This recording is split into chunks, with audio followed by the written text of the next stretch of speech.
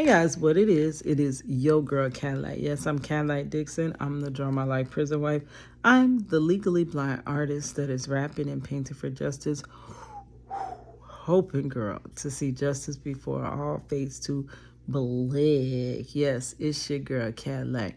Anyways, I am coming through today on March the 15th. It is the wee hours of March the 15th.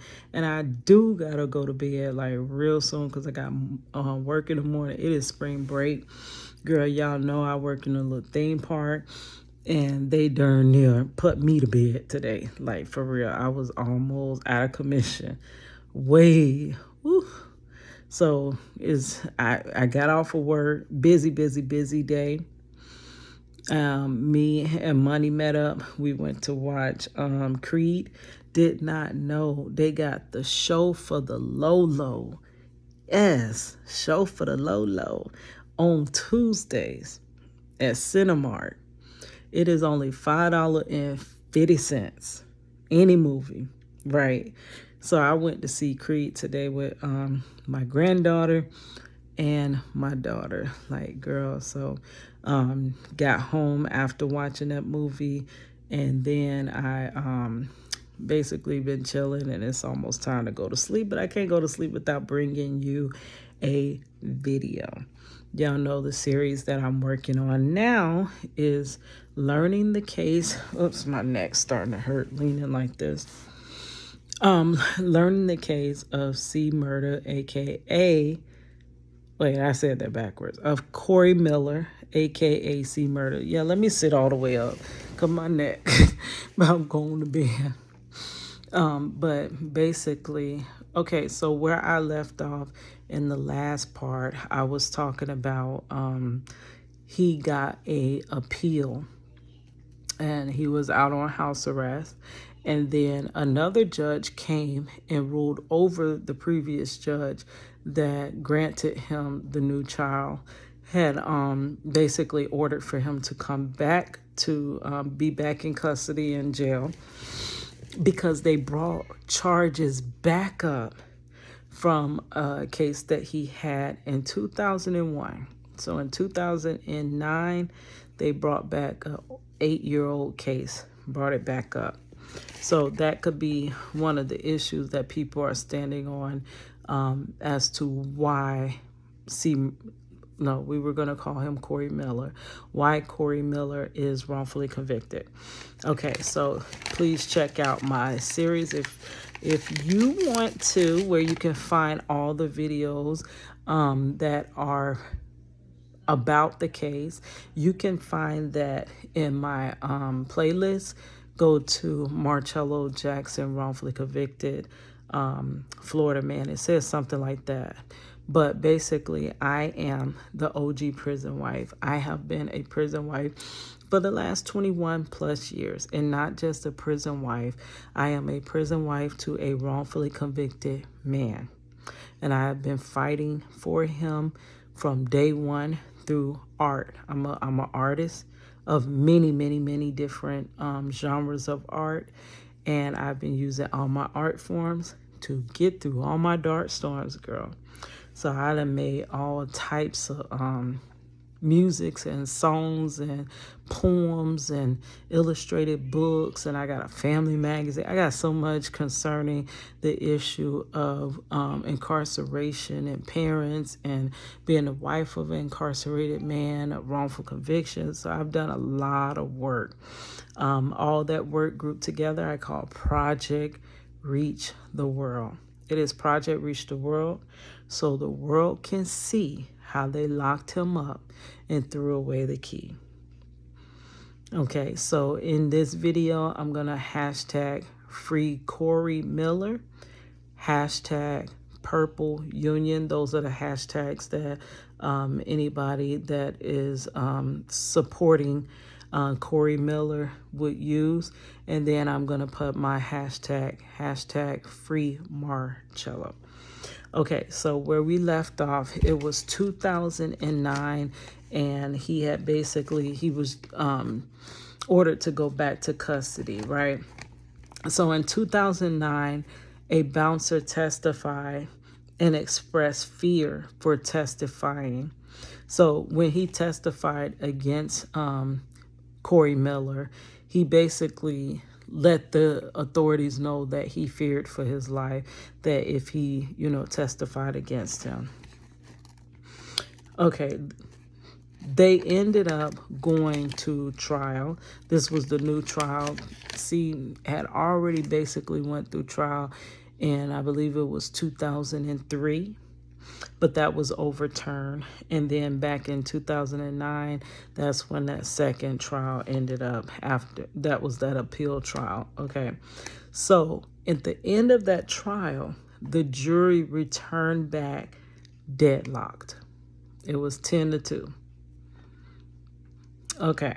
So after the jury came back deadlocked, they went back and it said deliberated for another 3 hours, and the decision came back again deadlock. It's still 10-2.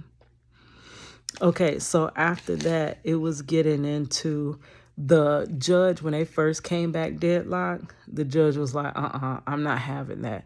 Y'all need to go back, deliberate again. And that's when they came back again deadlocked. Now, they say the judge sent them back again to deliberate.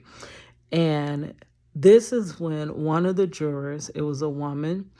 I'm not sure as to what age, but it seems as though she's possibly middle age or whatever. It was her and a 20-year-old college student they referred to that were basically the two holding out. Okay, it's saying how when they were not convinced that Corey Miller was guilty. They weren't convinced that there was enough evidence. So the way that our system is really set up is that the state has the burden of proof because you are already presumed innocent. So you're innocent. And let me explain what that innocent until proven guilty means.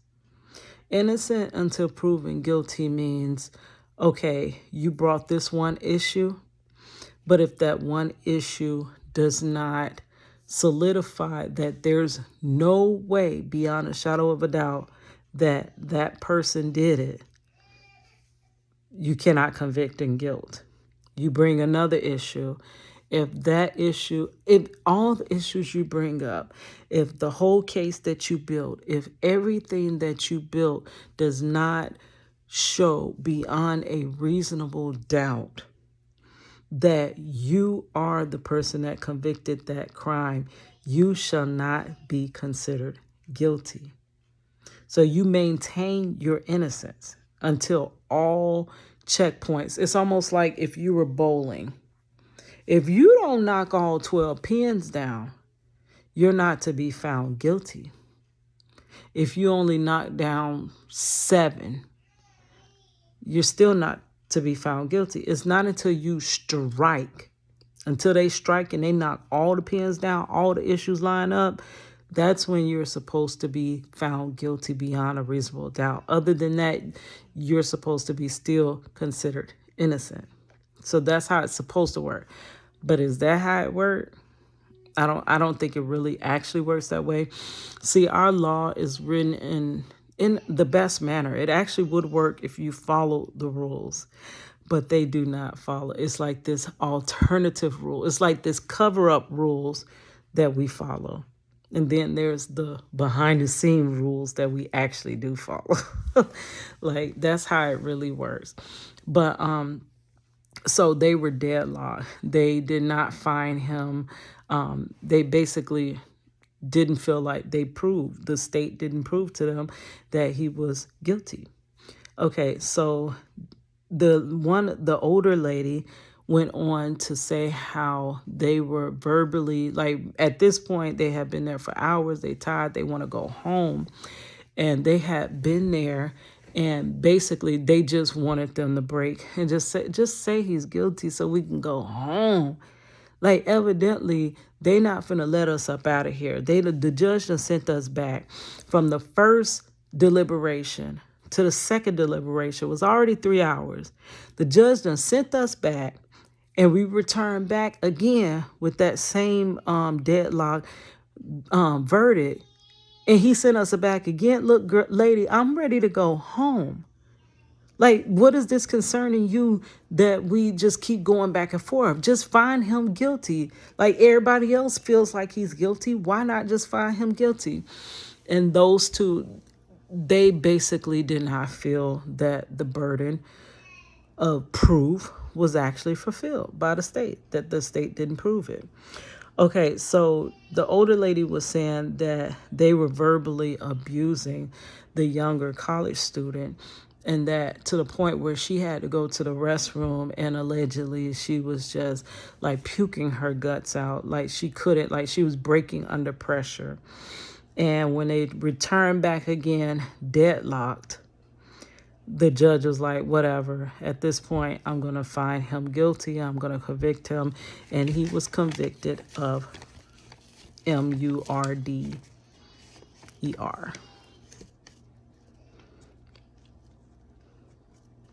Yeah, so that's what all this says.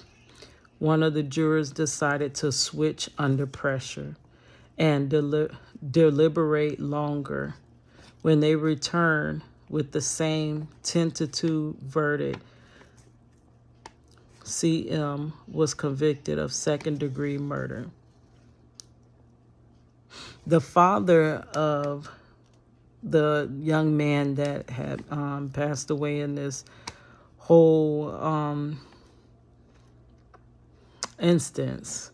So what he said was that he feels bad that this happened, that he didn't want to convict C, but at least his family can still see him. All they have is a grave site and a photograph.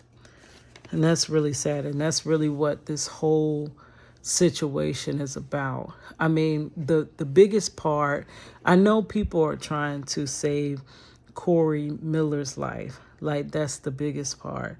They're trying to save him because they're maintaining that he's innocent. And if in fact he is innocent, it is completely, I mean, it's almost the same as somebody outing you and taking your life. I mean, if it's the same. Doing time like that and you don't deserve that time, it's like somebody has, outed you. So there's the desperateness for his life, but then also, if the clues are not lining up and the puzzle pieces are not fitting, and they do have the wrong person in prison for this young man's death, that's not justice. I mean, the person that took his life is the one that needs to be behind those bars doing time. So if at all C is actually innocent, I believe they should let him go. They should free him. I wish cases in detectives, and I wish it wasn't so much politics behind our system, our justice system. Because if it wasn't so much politics, so much red tape, so much all of that, like factors and variables that decide whether you win a case or not, it should only rely on the truth. The truth should be the only thing that matters. But there's a lot of aspects that matter in a case, such as your wealth, how wealthy you are. That's going to determine your probability of being set free or your probability of doing time, which is sad. That means that basically we're letting people with money do crimes because they can pay their way out. And people that are broke, if they do crimes, they just stay in prison. That means you're not really caring about the safety and the stopping of the commission of crimes. You're just basically letting people pay to commit crimes. I mean, the issue of race plays a big role in whether you're found guilty or not found guilty. If that did not play a role, Why do they choose jurors in certain ways?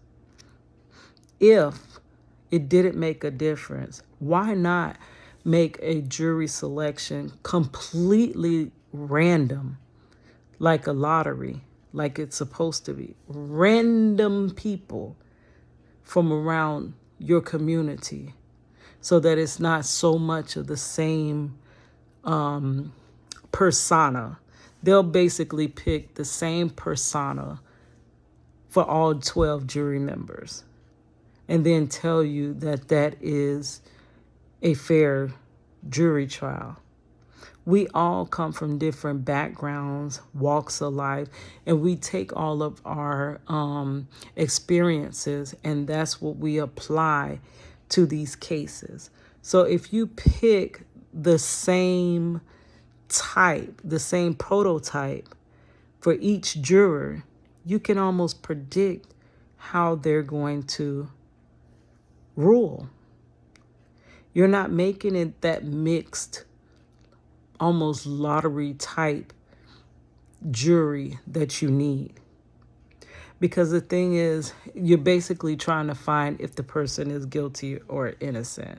And you're trying to try the case before 12 level-headed adults, non-biased, non-racist, non-classist, non-judgmental, or leaning towards any side.